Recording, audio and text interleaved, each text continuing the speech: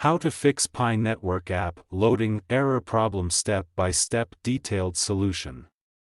Method 1. Check your internet connection. Make sure that you have a strong and stable internet connection. You can do this by trying to access other websites or apps on your device. If you are not able to connect to the internet, try restarting your router or modem. Method 2. Update the Pi Network app. To do this, go to Play Store. Search for Pi Network. Go to Pi Network. If there is any update, update it. Method 3. Clear the Pi Network app cache and data.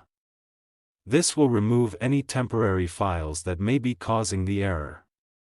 To clear the app cache and data, long press on Pi Network app.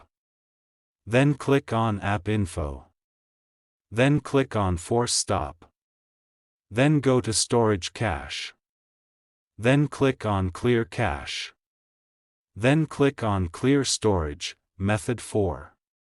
Restart your device.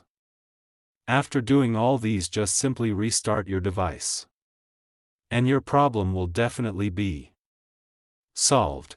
If you are still having trouble with the Pi Network app, you can try contacting the Pi Network support team for help. Like the video. Subscribe to TechSource.